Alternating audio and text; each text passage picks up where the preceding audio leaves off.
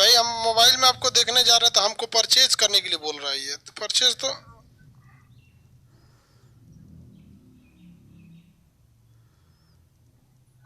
यार ये हम ही को परचेज करने के लिए बोल रहा है।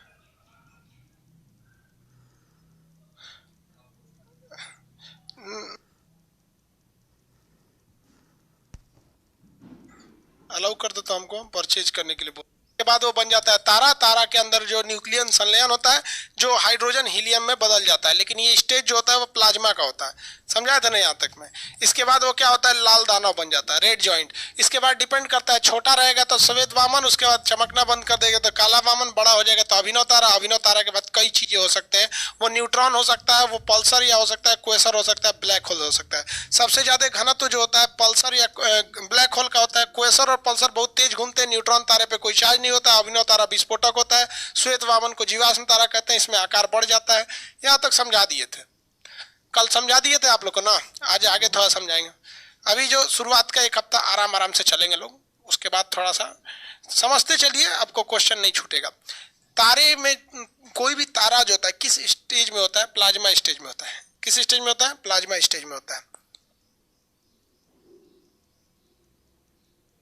हो गया, सब लोग को आ गया ना भाई, किसी को कोई दिक्कत नहीं है। आप लोग का एक बार देख लेते हैं।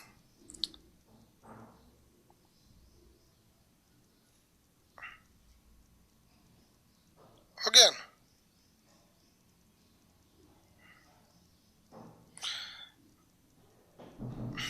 अरे अभी भी है, देखो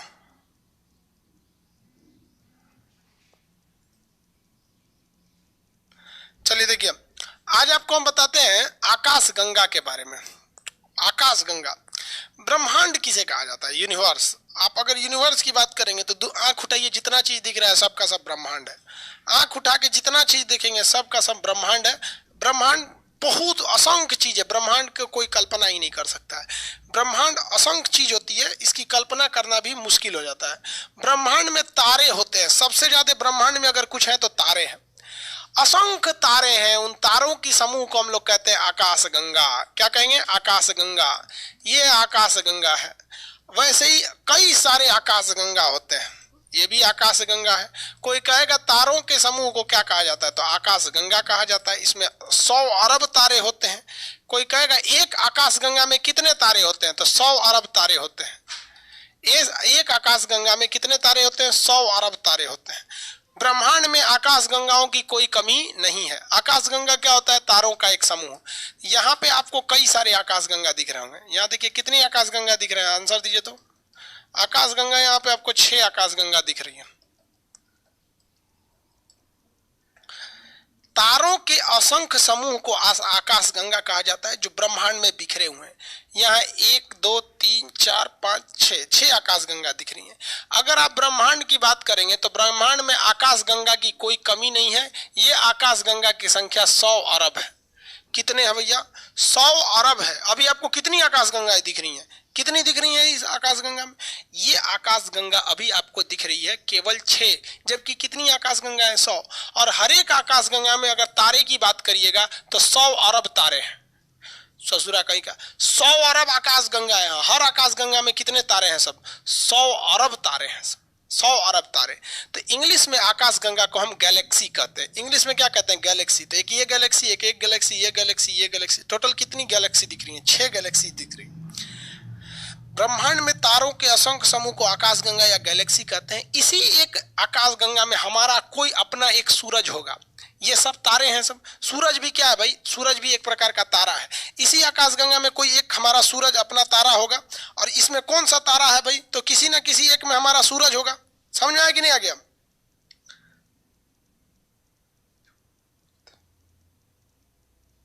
सर इंग्लिश बोल दीजिए तो। अभी गैलेक्सी क्या चाइनीज भाषा है। 2 ब्लैक होल में टक्कर हो जाएगा तो क्या होगा, दोनों ब्लास्ट कर जाएंगे सब।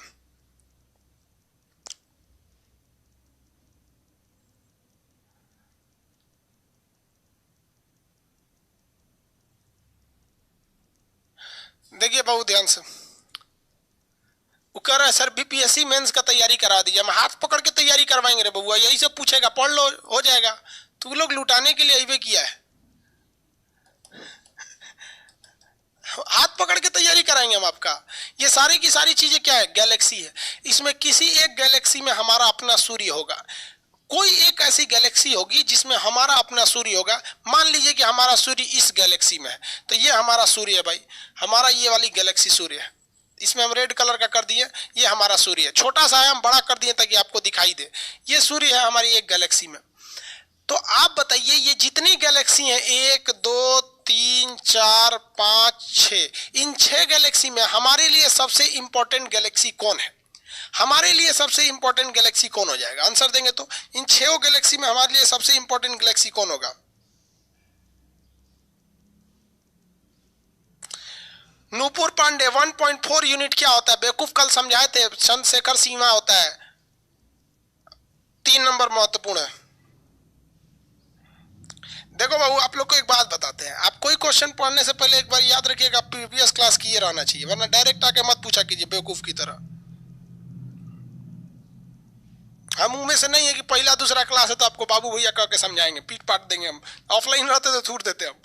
मेरे लिए जरूरी, हम आपको मेहनत से पढ़ाते हैं, आप भी मेहनत करके पढ़िए। कल का क्लास किए नहीं और आज आके कर रहे सर 1.44 यूनिट क्या है?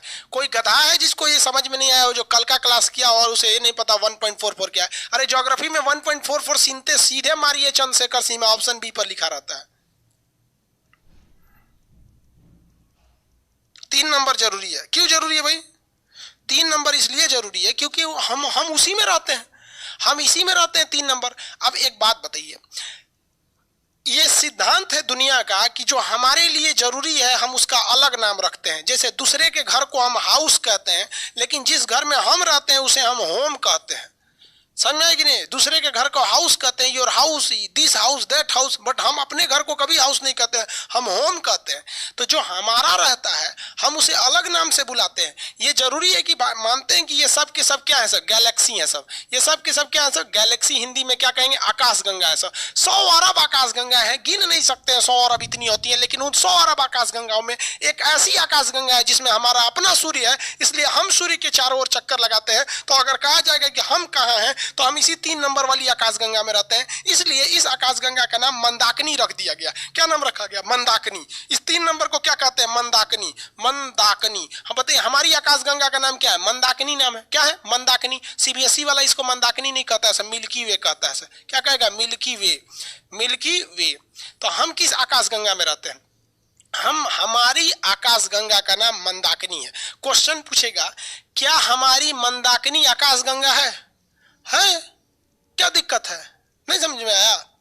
हमारी भैया बतिया तो बराबर है, ये आकाशगंगा का नाम अलग है बस ना। हम कौन सी आकाशगंगा में रहते हैं? मंदाकिनी नामक आकाशगंगा में रहते हैं। इसका मतलब हमारी मंदाकिनी आकाशगंगा है, लेकिन सभी की सभी आकाशगंगा मंदाकिनी नहीं है। सभी की सभी मंदाकिनी आकाशगंगा नहीं है। समझ में आ गया कि नहीं आ गया? किसी को कोई दिक्कत है? आगे बढ़ जाओ। किसी को दिक्कत नहीं ना? तो हम किस में रहते हैं? मंदाकिनी नामक आकाशगंगा। मंदाकिनी को इंग्लिश वाले मिल्की वे कहता है। अब हिंदी मीडियम वाला को खखोरने की आदत है। मिल्क मतलब होता है दूध, तो इसका नाम रख दिया गया दुग्ध मेखला। मेखला सजुरा एक हिंदी कर दिया दुग्ध मेखला। भाई एगो हिंदी तो पहले ही था, फिर एगो हिंदी कर दिया, इसलिए हिंदी मीडियम वाला चौपट हो जाता है। 8 गो तो नाम रखता है सब। पैर, गोड़, ठेहुना। इंग्लिश मीडियम वाला एक बार बोलेगा लेग, काम खत्म, उसका हो गया। हिंदी वाला दो नाम रखता है। मस्तिष्क, दिमाग। इंग्लिश वाला आएगा कहेगा एक गो बस, ब्रेन। हिंदी वाला पेट, आमाशय, उदर, ससुरा 3 गो नाम रखेगा। इंग्लिश वाला आएगा स्टोमक, काम खत्म। इसलिए इंग्लिश वाला कम पढ़ के तेज निकल जाता है सर। सीबीएसई वर्ल्ड वाला वहां समझ में आया कि नहीं? हिंदी मीडियम वाला रगड़ते रह जाता है सर। तो इसी को हम कहते हैं मंदाकिनी, मिल्की वे, दुग्ध मेखला कहते हैं। भाई साहब तारों की संख्या ब्रह्मांड में तो कोई गिन ही नहीं सकता है। हमारी एक मंदाकिनी में यानी एक आकाशगंगा में 100 अरब तारे हैं, और ऐसी ऐसी आकाशगंगाओं की संख्या 100 अरब है। कितना है? 100 अरब है। आपको एक एग्जाम्पल के तौर पे समझाते हैं ताकि आपका दिमाग थोड़ा खुले, और जरा आप कल्पना कीजिए कि ये ससुरा मंदाकिनी होता कितना बड़ा है। ये मंदाकिनी है, बहुत बड़ा बड़ा गोला पड़ा हो गया। ये क्या है? मंदाकिनी है। ये मंदाकिनी है तो इसका मतलब कंफर्म कि सूरज इसी में होगा। अरे और बहुत सारे आकाश गंगा है सर, लेकिन इसमें मंदाकिनी है तो सूरज यहीं पे होगा। तो अब आपको बताते हैं, सूरज जो है अपनी आकाश गंगा, सूरज जिस आकाश गंगा में रहता है उस आकाश गंगा का नाम क्या है? मंदाकिनी। उस आकाश गंगा का नाम क्या है? मंदाकिनी। उस मंदाकिनी में ये सबसे साइड में है और ये इसका चक्कर लगाता है। क्या करता है? चक्कर लगाता है। तो सूर्य भी चक्कर लगा रहा है किसका? अपनी मंदाकिनी का। ये छोटा बड़ी धीमा चक्कर लगाता है। कितने लोग बता सकते हैं कि हमारी पृथ्वी जिसमें हम रहते हैं वो सूर्य का चक्कर कितने दिन में लगाती है? हमारी पृथ्वी सूर्य का चक्कर, एक चक्कर पूरा कितने दिन में लगा देती है? इतना तो लोल नहीं होगा, सब आंसर दे ही देना चाहिए। कितने दिन में लगा देती है? अरे आंसर तो भाई 365 दिन में। ठीक है, एक दिन में कौन बोल रहा है? दीपक पटेल जी। कहा भाई सरदार पटेल का नाम डुबाएंगे आप? एक दिन में तो हम अपनी जगहिया पे घूमते हैं, समझ में आ गया नहीं आ गया? उस सूर्य का चक्कर थोड़े लगाता है, हम अपना चक्कर लगा 365 दिन में चक्कर लगा लेता है।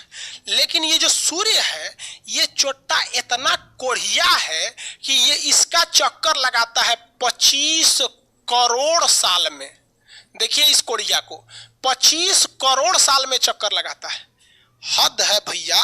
अगर सूर्य को अपना हैप्पी बर्थडे एक साल बनाना है अगला साल में, तो एक साल के बाद अगला साल आएगा 25 करोड़ साल बाद। इतना बड़का ये सूर्य कोढ़िया है। ये कितने स्पीड से घूमता है आपको पता है? ये कोढ़िया कितने स्पीड से घूमता है? तो 250 किलोमीटर प्रति सेकेंड। अब अंदाजा लग गया कि भैया कोढ़िया नहीं है, ये इतना बड़ा है। ये है तो चूरा आकाश गंगा जिसमें हम रहते हैं, आकाश गंगा की तो कोई कमी नहीं है। एक चक्कर पूरा करने में 25 करोड़ साल लगता है, जबकि इसकी स्पीड जो होती है वो क्या होती है? 250 किलोमीटर प्रति सेकंड। 250 किलोमीटर प्रति सेकंड। सोचिए कितना भयानक होता है। अगर एक राज्य की बात करेंगे, स्पेशली अगर बिहार का, तो 1 सेकंड में आर पार बिहार। राजस्थान की बात करेंगे 2 सेकंड में राजस्थान आर पार, खत्म कहानी। इतना खतरनाक होता है, इतनी स्पीड से। अब आप साइज का अंदाजा लगा लीजिए। इसीलिए हम जब भी आपसे बोलेंगे एस्ट्रोनॉमी में कुछ समय की बात, तो कुछ समय का मतलब सीधे आप समझिए करोड़ साल बाद। यानी सूर्य को हैप्पी बर्थडे कितने साल बाद आता है? 25 करोड़ साल बाद। इसे हम लोग कहते हैं cosmic year. Cosmic year, cosmic year कितने साल का होता है? 25 करोड़ का होता है। लेकिन हम लोग किसका चक्कर लगाते हैं? सूर्य का। तो उसे हम लोग सोलर ईयर कहते हैं। हम लोग तो सूर्य का चक्कर लगाते हैं, तो सोलर ईयर 365 दिन का होता है। सोलर ईयर 365 डेज का होता है। जबकि कॉस्मिक ईयर कितने साल का होता है? 25 करोड़ साल का। आइडिया लग गया आप लोगों को कितना बड़ा है कितना छोटा? दिमाग काम कर रहा है ना? 2500 लिख दिए क्या? 250 किलोमीटर प्रति सेकंड होता है जी।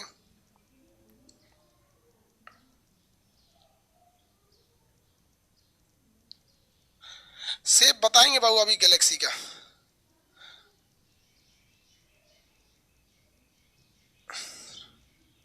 आज बायो का पूरा क्लास नहीं चल पाया था इसलिए पूरा नहीं। सब ऑप्शन बी ही होता है सर? क्या नहीं रे बाबू, सब बी नहीं होता है। 4 गो ऑप्शन ही रहता है। तू जो बैच में उसका ऑप्शन बी होता होगा बाबू। तोरे जिला की जितनी जनसंख्या है ना उतना लड़का को हम पढ़ा चुके हैं, समझे? ब्लैक होल किस स्टेट में? अरे भाई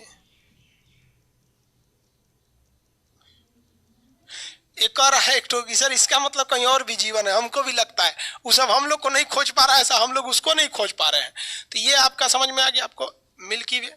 यहाँ देखिए 100 अरब आकाश गंगाओं में से क्या किया गया? कुछ आकाश गंगाओं का ग्रुप बना दिया गया। 3-3 का ग्रुप बनाया गया। 3-3 का क्या किया गया? ग्रुप बना दिया गया। 3-3 आकाश गंगाओं का ग्रुप बना दिया गया। 3 आकाश गंगाओं के ग्रुप को हम लोग क्लस्टर कहते हैं। क्या कहते हैं? क्लस्टर। क्या कहेंगे? क्लस्टर। 3 आकाश गंगाओं के ग्रुप को क्या कहेंगे? क्लस्टर। हम जिस आकाश गंगा में रहते हैं उसका नाम है मंदाकिनी, और हमसे करीबी जो सबसे करीबी आकाश गंगा है उस सबसे करीबी आकाश गंगा को हम लोग कहते हैं देवयानी, एंड्रोमेडा। जैसे देखिए ये सबसे करीबी है एक तरह से, ये तो थोड़ा ज्यादा दूर है, ये करीब बना दिए इसको, तो इसे कहते हैं देवयानी। देवरानी नहीं, देवयानी, एंड्रोमेडा। देवयानी यानी एंड्रोमेडा, देवयानी यानी एंड्रोमेडा कहते हैं। क्या कहते हैं? एंड्रोमेडा। क्या कहेंगे? एंड्रोमेडा। तो ब्रह्मांड में कितनी आकाश गंगाएं? 100 अरब आकाश गंगाएं। 3 आकाश गंगाओं के समूह को क्या कहते हैं? सुपर क्लस्टर कहते हैं। इस सुपर क्लस्टर में 3 आकाशगंगा रहती हैं। इसमें से किस आकाशगंगा में हम रहते हैं? तो हम मंदाकिनी नामक आकाशगंगा में रहते हैं। हमारी मंदाकिनी में सबसे करीबी मंदाकिनी कौन सा है? तो देवयानी है। कौन सा है? देवयानी है। मंदाकिनी का नाम क्या है? देवयानी। ये कुछ किलोमीटर दूर है कुछ किलोमीटर का अंतर समझ में आ रहा है ना। अब हम आते हैं अपनी मंदाकिनी में। हमारी आकाशगंगा जो है वो तो यहाँ है। हमारी सूर्य से सबसे बाद जो दूसरे नंबर पे तारा आता है, इसका नाम है प्रोक्सिमा सेंचुरी। इसका नाम क्या है? Proxima Centauri. Proxima Centauri. अगर हम 1 सेकेंड में 3 लाख किलोमीटर जाएंगे ना, कितना जाएंगे? 1 सेकेंड में 3 लाख किलोमीटर जाएंगे तो 2.5 साल बाद यहाँ पहुंचेंगे। 1 सेकेंड में 3 लाख किलोमीटर अगर भागे, सोचिए 1 सेकेंड में 3 लाख, तो 1 मिनट में कितना? तो 2.5 साल बाद यहाँ पहुंचेंगे। तो भी इससे जुड़ा हमसे सबसे करीबी तारा है। क्वेश्चन कितने लोग आंसर दे सकते हैं? हमसे सबसे करीबी तारा का नाम कितने लोग आंसर दे सकते हैं? देखते हैं सही कितने लोग देते हैं। देवरानी नहीं रे बाबू, देवयानी। देवरानी लिख दिए थे क्या? हम देवरानी लिख दिए थे। हमसे सबसे करीबी तारा प्रोक्सिमा सेंचुरी। धनंजय कुमार गलत है। सूर्य हमसे सबसे करीबी तारा। आधा लड़कों का सही है, आधा लड़कों का गलत है। सूर्य भैया हमसे सबसे करीबी है। दूसरा सबसे करीबी प्रोक्सिमा सेंचुरी है।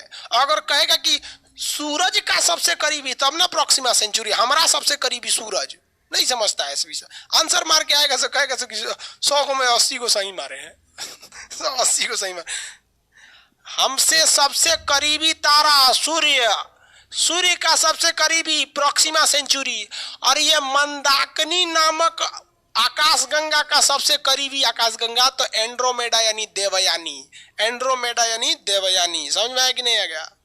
देखो भैया, सबसे करीबी तारा सूर्य, सूर्य का सबसे करीबी प्रोक्सिमा सेंचुरी, इस पूरी आकाशगंगा का सबसे करीबी आकाशगंगा देवयानी यानी एंड्रोमेडा। 3 आकाशगंगाओं के समूह को सुपर क्लस्टर कहिए या क्लस्टर कहिए। 1 नंबर सन, 2 number Proxima Centauri. Very good. उल्टा पुल्टा कौन है भाई? एक तो लड़का का नाम है उल्टा पुल्टा। कैसे उल्टा हुआ था क्या? ये सब बुखार झाड़ता है, जो उल्टा होता है सब चिली कुलिक समा जाता है तो झाड़ता है। नाम लिख ले उल्टा पुल्टा।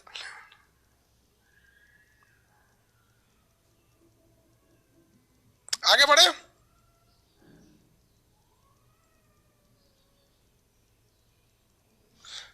आगे देखते हैं हम लोग।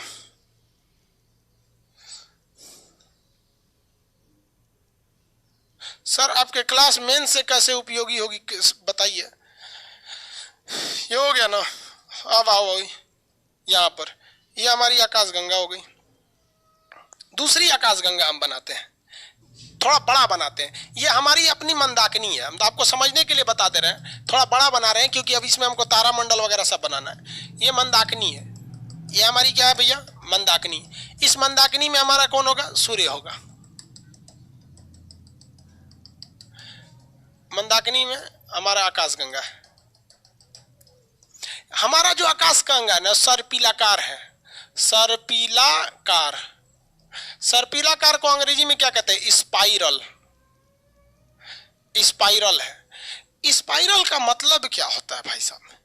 स्पाइरल का मतलब आप थोड़ा समझिए कि अगर हम आपको एक कोई एरिया दे देते हैं, ये एरिया, और इस एरिया में हम कहते हैं कि 100 ताराओं को सजाइए, तो 100 तारा कैसे सज पाएगा भैया? मान के चलिए कि एक एरिया दे दिया हम, इस एरिया में हमको 100 ताराओं को रखना है, तो 100 तारा कैसे? 1 2 3 4 5 6 7 8 9 10 11 12 13 14 15 16 17 18 19 20 50 में भर जाएगा। लेकिन अगर हम इसमें स्पाइरल कर देंगे ना तो उससे ज्यादा भर जाएगा। स्पाइरल का मतलब होता है ना, ओकरे ऊपर एक और, ओ के ऊपर एक और, ओ के ऊपर एक और, ओ के ऊपर एक और, उसी को कहते हैं स्पाइरल हो गया। कोई भी चीज क्या हो गया? स्पाइरल। स्पाइरल समझते? स्प्रिंग देखें, स्प्रिंग, स्प्रिंग स्पाइरल होता है। आप स्प्रिंग को रखिएगा ना तो एक के ऊपर एक होते हैं सब, एक के ऊपर एक, एक के ऊपर एक। तो ये जो आकाशगंगा है ना, तो ये मत सोचिएगा कि अगर यहाँ तारा है तो यहाँ एक दूसरा नहीं है, यहाँ पे एक और हो सकता है, बस हाइट का अंतर देके, हाइट का अंतर देके। मतलब कहने का सेंस है कि तारे एक प्लेन में नहीं है, तारे तारे ऐसे भी हैं, फिर उसके ऊपर दूसरा लेयर है, फिर उसके ऊपर दूसरा लेयर है, फिर उसके ऊपर दूसरा लेयर है, यानी एक के लेयर में नहीं है, लेयर दर लेयर है सब। इसी को कहते हैं स्पाइरल। क्या कहते हैं? स्पाइरल। तबे ना इतना में बहुत ज्यादा हट गया है सब। तो तारे क्या हमारे कहेगा आकाशगंगा का आकार कैसा है, तो आकाशगंगा का आकार स्पाइरल है। आकाशगंगा का आकार कैसा है? स्पाइरल। किसी को कोई दिक्कत नहीं। आकाशगंगा का आकार कैसा है? स्पाइरल है, सर्पिलाकार है। हमारा सूर्य जो है वो आकाशगंगा में किस साइड में है? तो एकदम किनारे स्थित है, यहाँ पर किनारे में स्थित है हमारा सूर्य। आकार कैसा है भैया? स्पाइरल है। आकार स्पाइरल है। इस आकाशगंगा में हमारा जो सूर्य है, इस सूर्य से ये पूरी आकाशगंगा से तो दिखाई ही नहीं देगा, इतना ज्यादा तारे हैं सब। सूर्य के आकाशगंगा में इतने तारे हैं सब, 100 अरब तारा है सब। किसको दिखाई देगा यहाँ पे? 100 अरब तारा में नहीं ना दिखाई देगा यहाँ पे। तो इसमें जो सूर्य से थोड़ा दूरी पर तारे हैं, ये तारे कुछ हद तक दिखाई देते हैं, और जो पास वाले हैं तो ज्यादा ही दिखाई देते हैं। समझ आएगी कि नहीं आएगी? तो सूर्य से दूरी पर स्थित ताराओं के समूह को हम तारामंडल यानी क्या कहते हैं? क्लस्टर कहते हैं, कॉन्स्टेलेशन कहते हैं। तारामंडल 89 तारामंडल है। सूर्य से बहुत दूरी पर, ये हमारा सूर्य है, तो सूर्य से बहुत ज्यादा दूरी पर स्थित ताराओं को हम क्या कहते हैं? तारामंडल। क्या कहेंगे? तारामंडल। आप देखे होंगे प्लानिटोरियम में घूमने जाते होंगे तारामंडल। और सूर्य के करीब जो तारों का समूह है उन्हें ग्रुप ऑफ स्टार यानी नक्षत्र कहते हैं। 27 गो नक्षत्र होते हैं। नक्षत्र नक्षत्र कैसे लिखा? नक्षत्र, नक्षत्र कहते हैं, ग्रुप ऑफ स्टार कहते हैं। और हम यहां समझिए ध्यान से, और सूर्य के करीब जो ग्रहों का समूह है इसे हम लोग कहते हैं सौरमंडल। तो इसमें कितने ग्रह हैं? 8 ग्रह हैं। इसे कहते हैं सौरमंडल। सौरमंडल। देखो बबुआ, सूरज यहां पे बना देते हैं, सूरज को थोड़ा बड़ा कर देते हैं ताकि आप लोग को दिखाई तो दे कम से कम। पता नहीं दिख रहा होगा कि नहीं, मोबाइल में देख ले, दिख तो रहा है। अरे बढ़िया दिख रहा है, हम खामखा में परेशान है। देखो भाई, सर कुछ तारे चलते हैं, कुछ नजर आते हैं। बेवकूफ कहीं का रात में तुम जहाज देख लिया है। हाँ, जैसा हम नोट्स यूज कर रहे हैं सर, वो नोट्सवा स्पाइरल है, इसका नोट्सवा स्पाइरल है। अच्छा बात है भाई। देखिए, सूर्य के एकदम करीब जो ग्रह हैं उनकी संख्या 8 है। इन्हें हम सौर मंडल कहते हैं। इसी 8 में एक हमारा पृथ्वी है। सूर्य से थोड़ी दूरी पर स्थित 27 ठो तारों का कुछ ग्रुप है जिन्हें हम नक्षत्र कहते हैं। सूर्य से ज्यादा दूरी पर स्थित जो है उनको हम लोग क्या कहते हैं? तारामंडल कहते हैं। और पूरा का पूरा उठा लीजिएगा तो ये आकाशगंगा, इसे हम मंदाकिनी कहते हैं। तो हमारी अपनी आकाशगंगा अर्थात हमारी मंदाकिनी में तारों से बहुत ही दूरी पर स्थित तारों का समूह, सूर्य से बहुत ही दूरी पर स्थित तारों के समूह को हम तारामंडल कहते हैं। लेकिन सूर्य से थोड़ी दूरी पर स्थित तारों के समूह को नक्षत्र कहते हैं, और सूर्य के करीब के ग्रहों को तो हम ग्रह सूर्यमंडल कहते हैं। ये बताइए, हमारे जीवन पर, क्योंकि हम लोग तो 8 ग्रह में से तीसरा नंबर ग्रह पे रहते हैं, पृथ्वी पर। हमारी पृथ्वी अगर बोल दीजिए तो ग्रह में से हमारे लिए पृथ्वी कौन ग्रह है? हम लोग पृथ्वी पर। हमारी अपनी पृथ्वी पर ज्यादा असर बताइए इन नक्षत्रों का पड़ेगा कि ये तारामंडल का पड़ेगा? बताइए, पृथ्वी पर, यहीं पे कहीं पृथ्वी होगी, इस पृथ्वी पर ज्यादा असर नक्षत्र डालेगा या फिर तारामंडल डालेगा? नक्षत्र या तारामंडल? बताइए। नक्षत्र को ग्रुप ऑफ स्टार कहते हैं, तारामंडल को कॉन्स्टेलेशन कहते हैं। कौन डालेगा भैया ज्यादा असर? हाँ, नक्षत्र एन डालेगा। 27 वाला लिख रहा है नक्षत्र नहीं दिखा रहा था। तारामंडल इन इंग्लिश कॉन्स्टेलेशन। नक्षत्र डालेगा। क्या डालेगा? नक्षत्र। कितने लोग बता सकते हैं कि ज्योतिष क्या कहलाता है? केवल इस 27 को पढ़ लीजिए तो ज्योतिष कहलाता है। तो जो एस्ट्रोलॉजी यानी ज्योतिष विज्ञान पूरे अंतरिक्ष विज्ञान का एकमात्र हिस्सा है। जितने ज्योतिष के विद्वान लोग घूम रहे हैं ना, वो केवल इस 27 को पढ़े हैं। ये केवल 27 को पढ़े हैं। और हम देखिए आपको क्या क्या पढ़ा रहे हैं। हम आपको ब्रह्मांड पढ़ाया, आकाश गंगा बताए, ससुरा क्लस्टर बताए, उसके अंदर आकाश गंगा, मंदाकिनी, नक्षत्र ये पढ़ाए। तो हमारा कोई वैल्यू नहीं है। और ज्योतिष बन के अपने को हीरो समझता है। अरे भैया, ज्योतिष कौन ची है रे तू? ससुरा ये 27 गो नक्षत्र पढ़ लिया तो अपने आप को बहुत बड़ा ज्योतिष समझ रहा है। तो हम तो ज्योतिष का बड़का ज्योतिषा है। हम तो नहीं समझ में आया। ज्योतिष बोल, अरे 27 को पढ़ लिए, नक्षत्र ज्योतिष। ज्योतिष से पूछेगा ना कि तारामंडल बताइए ना, उर्सा मेजर, उर्सा माइनर, बृहद, सप्तऋषि, सब नहीं पता है उसको। केवल ये 27 को पढ़ लीजिएगा, पूरा पढ़िएगा तो एस्ट्रोनॉमी, खाली 27 पढ़िएगा तो ज्योतिष, एस्ट्रोलॉजी दोनों पढ़ा दें कि एक को पढ़ाएं? बोलो बबुआ, ज्योतिषो पढ़ा दें?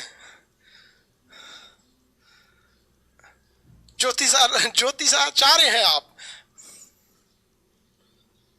अरे भाई ज्योतिष हुए 27 को पढ़िए, आपका बुद्धि काम नहीं कर रहा है। ये ना 27 को नक्षत्र होता है, लोग कहते हैं ना कोने नक्षत्र में पैदा हुआ है, काहे ना कहते हैं कोने तारामंडल में पैदा हुआ है। तारामंडल में कहां से पैदा हो जाएगा? हाँ दो देखा, ज्योतिष का ज्यादा झगड़ा है यहाँ, ज्योतिष सब करा सब दोनों पढ़ा दीजिए। अरे बाप रे बाप, इसलिए ज्योतिष का ये सब भागले हैं सब यहाँ पे, दोनों पढ़ा दीजिए। हाँ ज्योतिष में बता देंगे कि किस नक्षत्र में पैदा होंगे तो आपको लड़की उड़की बड़ी पसंद कर सकेंगे सर।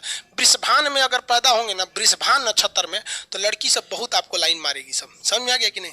वृषभान नक्षत्र लड़कियों के लिए बड़ी लाइन मारते हैं सब, उस सबको लड़की देखते दीवाना हो जाती है इन सबको। वृषभान में हम बता देंगे कौन कौन वृषभान का होगा, पता कर लीजिएगा कौन कौन वृषभान का, उसको लड़की बड़ी पसंद करते हैं। कृष्ण भगवान वृषभान राशि के थे, आप पढ़िएगा गाना में, वृषभान दुलारे। कृष्ण भगवान को लोग वृषभान दुलारे किसको बोला जाता है? कृष्ण भगवान को बोला जाता है ना। वो पूरा वृंदावन वाला गोपी सब कृष्ण भगवान के पीछे थी सब यहाँ पे। अरे बाप रे, सब देखो, सब कर, सब देखो, सब मना रहा है, हम वृषभान के निकले। रे पगला,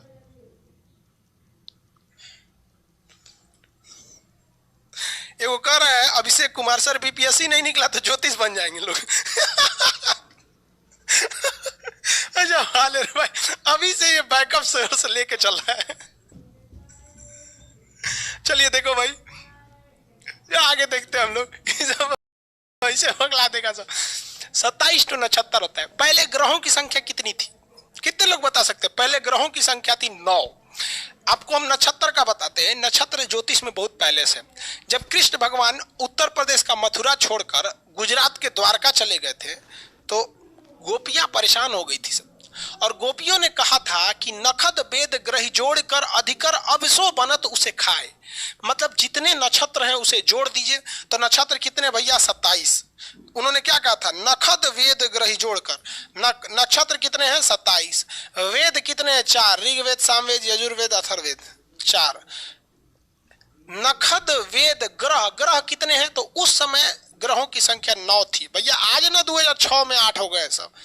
तो नखद मतलब नक्षत्र, वेद ग्रह जोड़कर, जोड़िए तो सब जोड़िए तो कितना हो गया? 40 हो गया। 40 ना हो गया जी? 27, 4, 31, 40 अधिकर। अब इसको आधा कीजिए, 40 का आधा करेंगे 20। अब जो बनत उसे खाए, क्या बन गया? 20। 20 मतलब होता है जहर। 20 मतलब क्या होता है? जहर। उसे खाए मतलब खा लेंगे। तो लेटर लिख के दी थी सब कृष्ण भगवान को कि कृष्ण भगवान आप चल गए ना, देख लीजिए, नखद वेद ग्रह जोड़कर अधिकर अवसो बनत उसे खाई, आना तो लौट आइए यहाँ पर। ये होता है वृषभान ग्रह में जाने का। पगला जाती है सब।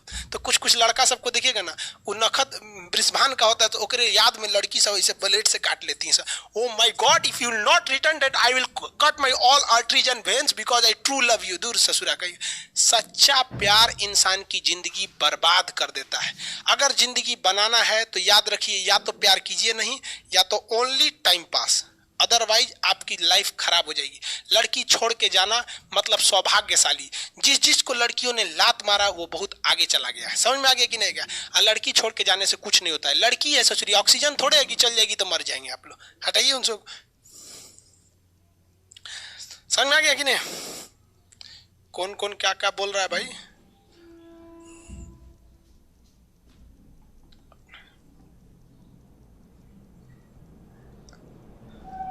चलो भैया, इतना समझ में आ गया। बता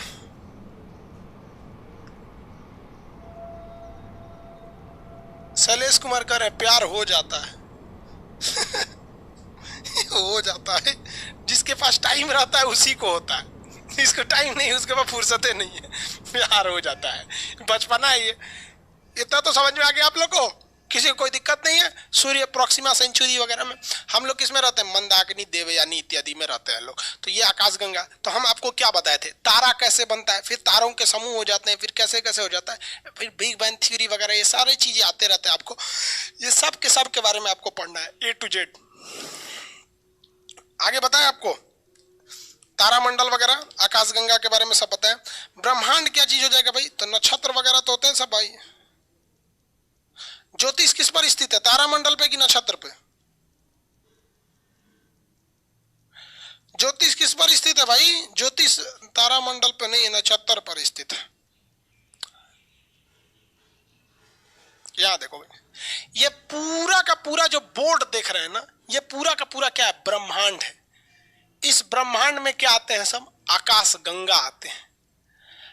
ब्रह्मांड के अंदर पहले तो क्लस्टर आएंगे सर, खैर क्लस्टर की कोई दिक्कत नहीं, आकाश गंगा, उस आकाश गंगा में तारामंडल आएंगे सर। यहां हम बना देते हैं, देखो भाई, अगर हम आपको सिलोइज में पढ़ाएंगे ना, हम पढ़ाएंगे नहीं, लेकिन सिलोइज में क्या होता है कि वेन डायग्राम की तरह बनाया जाता है उसमें। तो इसमें सबसे पहले क्या आएगा, ब्रह्मांड। सबसे बड़ा चीज क्या होता है, ब्रह्मांड। इस ब्रह्मांड के अंदर अगर आप देखिएगा तो इस ब्रह्मांड के अंदर क्या आएंगे सब, असंख्य आकाश गंगा आएंगी सब। आकाश गंगा, आकाश गंगाओं की संख्या बहुत ज्यादा है, असंख्य आकाश गंगा आएंगे। उस आकाश गंगा के अंदर जाएंगे तो तारामंडल आएगा, तारामंडल। इस तारामंडल के अंदर आएंगे तो नक्षत्र आएगा, क्या आएगा, नक्षत्र आएगा। इस नक्षत्र के अंदर आएंगे तो सौर मंडल आएगा, सौर मंडल आएगा। सौर मंडल के केंद्र में कौन आएगा, सूर्य आएगा। कौन आएगा, सन आएगा। सूर्य के चारों ओर क्या आएगा, सौर मंडल आ जाता है। ये इतनी चीजें होती हैं सर, इसको ध्यान में रख के पढ़ना है आपको। हमारी आकाशगंगा का नाम है मंदाकिनी। हमारी आकाशगंगा का नाम क्या है, मंदाकिनी। अब इतना तो समझ में आ गया आप लोगों को, समझे सब कि नहीं?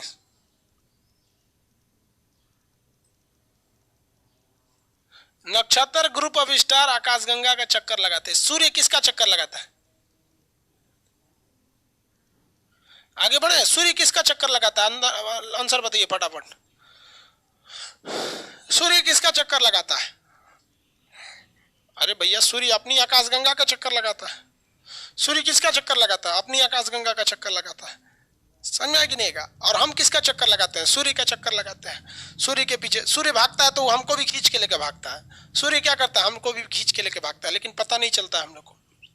सूर्य चक्कर लगाता है आकाशगंगा का। अब कुछ एक से एक लोल वैज्ञानिक हुआ है सब। वैज्ञानिक लोल देखिए कौन कौन लोल वैज्ञानिक। यहाँ आपको 4 सिद्धांत पढ़ना है, टालमी, कोपरनिकस, केपलर और हब्बल। एक तारा सिद्धांत, द्वितारा सिद्धांत और उसके बाद से बिग बैंग थ्योरी। ये हमारा सूर्य है, सूर्य है, और ये हमारा पृथ्वी है। ये हमारी क्या है, पृथ्वी है। टालमी एक वैज्ञानिक थे, ये चोट्टा टालमिया क्या बोला,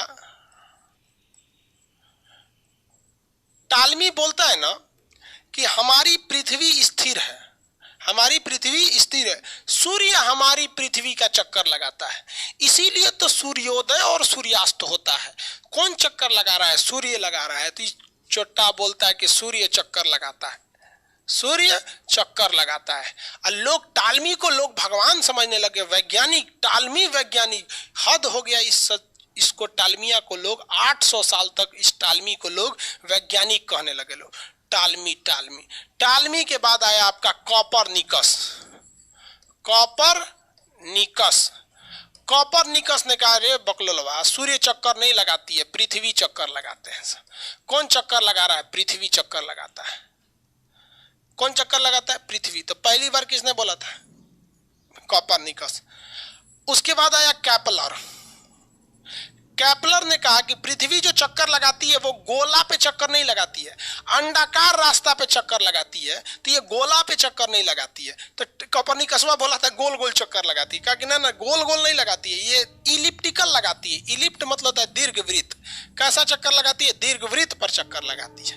कैसा चक्कर लगाती है, दीर्घवृत्त पर आता है। आए गैलीलियो। गैलीलियो ने दूरदर्शी बनाकर इसे क्या कर दिया, प्रूफ कर दिया कि देख भैया ये सब सही बोल रहा है, सब सिवाय टालमिया का। तो सबसे बड़का लोल कौन था, टालमी था। बताओ, पगला बोलता है कि पृथ्वी, इसीलिए तो सूर्यास्त और सूर्योदय होता है। चक्कर कौन लगाता है, पृथ्वी किसका चक्कर लगाती है, सूर्य का चक्कर लगाती है सब। कॉपरनिकस, एक तो लड़का को एक टीचर बता दिए थे ना कि कॉपरनिकस का ग्रीक नाम कैपलर है, दोनों एक के का नाम है। अरे भाई दोनों अलग अलग थे, एक ही नाम दोनों नहीं है। समझ में आ गया आप लोग को। अब इसके बाद आए थे हब्बल। हब्बल ने जो दूरदर्शी बनाया, ये अंतरिक्ष में भेज दिया दूरदर्शी को, अंतरिक्ष दूरदर्शी, दूरबीन। ये दूरबीन जो बनाया इन्होंने पूरी की पूरी दूरबीन में अंतरिक्ष में भेज दिया। गैलीलियो जो बनाया ये पृथ्वी पे बैठ के अंतरिक्ष को देख रहा था। हब्बल क्या किया, अंतरिक्ष में दूरबीन भेज के उससे सिग्नल मंगाने लगा। तो कहेगा हब्बल क्या है, तो हब्बल एक टेलीस्कोप है, जिस टेलीस्कोप की मदद से हम पृथ्वी पर रहते हुए भी अपनी आकाशगंगा को देख सकते हैं। और उससे देखने के बाद पता चला कि सारे तारे एक दूसरे से दूर जा रहे हैं, अर्थात ब्रह्मांड का आकार अभी बढ़ रहा है। क्वेश्चन पूछा हुआ है कि हब्बल क्या है, तो हब्बल एक दूरबीन है जिसे अंतरिक्ष में छोड़ा जा चुका है। इस दूरबीन का निर्माण एडविन हब्बल नामक खगोलवेता के नाम पर पड़ा है। हब्बल ने बताया था कि ब्रह्मांड अभी और विस्तारित हो रहा है, बढ़ रहा है। दुनिया में सबसे बड़ा चीज क्या हो जाएगा भैया, तो ब्रह्मांड हो जाएगा। सब चीज ब्रह्मांड के अंदर ही आते हैं, इसीलिए इनको ब्रह्मा कहा जाता है ना। ब्रह्मांड को बनाया था ब्रह्मा जी, उन्हीं के ऊपर मूर्ति मंदिर उंदिर नहीं है, विवाह कर लिए थे, वो एगो श्राप उराप लग गया था उनको। चलिए यहाँ देखिए ध्यान से, इतना तो आप लोग को समझ में आ गया। किसने बोला कि पृथ्वी चक्कर लगाती है, सबसे पहले किसने बोला कि पृथ्वी चक्कर लगाती है, सबसे पहले किसने बोला पृथ्वी चक्कर लगाती है भाई, सबसे पहले बताया था कॉपरनिकस ने, लेकिन ये गलती कर दिया था। इसने बोला था गोला पे चक्कर लगाती है, केपलर ने बोला दीर्घवृत्त पे चक्कर लगाती है। केपलर का सिद्धांत आपको फिजिक्स में पढ़ाएंगे। गैलीलियो ने सिद्ध कर दिया था कि पृथ्वी पर चक्कर लगाती है। हब्बल ने क्या बोला था, अंतरिक्ष दूरबीन है, और इसने बोला कि ब्रह्मांड विस्तारित हो रहा है। ब्रह्मांड क्या हो रहा है, विस्तारित हो रहा है। टालमी बकलोलवा, टालमी बोला था कि सूर्य चक्कर लगाता है, टालमिया तो लोल था। बालकृष्ण महतो, टालमिया तो बोला था कि सूर्य चक्कर लगाता है, तो लोल था, ये टालमी है। कॉपरनिकस, कई तो को कॉपरनिकस लिखने नहीं आ रहा है ना, तो दू लिख दिया है। कॉपरनिकस की जगह पे दू। केपलर ने ग्रहों की गति का सिद्धांत दिया और उसने बताया था कि दीर्घवृत्त पर चक्कर लगाते हैं। हमसे सबसे करीबी आकाशगंगा कौन है, आंसर दीजिए। हमारा सबसे करीबी आकाशगंगा कौन है, आंसर दीजिए। हमारा सबसे करीबी आकाशगंगा कौन है, केपलर। आदमी का नाम है एंड्रोमेडा, वही देवयानी या एंड्रोमेडा। हमसे सबसे करीबी तारा बोलिए, हमारा सबसे करीबी तारा, हमसे सबसे करीबी तारा, सबसे करीबी तारा सूर्य। सूर्य से सबसे करीबी तारा प्रोक्सिमा सेंचुरी। सूर्य से सबसे करीबी तारा हो जाएगा प्रोक्सिमा सेंचुरी। सूर्य से सबसे करीबी तारा प्रोक्सिमा सेंचुरी हो गया। सूर्य से सबसे करीबी तारा प्रोक्सिमा सेंचुरी। दूरबीन और टेलीस्कोप में क्या अंतर है भाई, दोनों एक ही चीज है। तो जो टेलीस्कोप होते हैं सब बहुत दूर तक दिखाई दे देते हैं। टेली मतलब होता है दूर, स्कोप मतलब देखना, हिंदी में उसी को कहते हैं दूरबीन।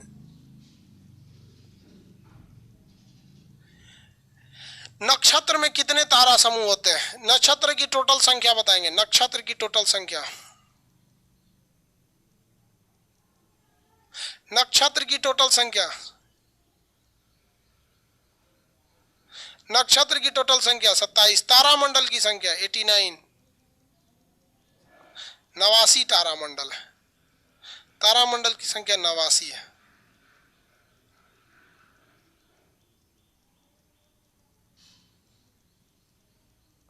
चलिए इतना हो गया, अब इसको आज के लिए इतना ही रहने देते हैं, कल बताएंगे आपको, ठीक है।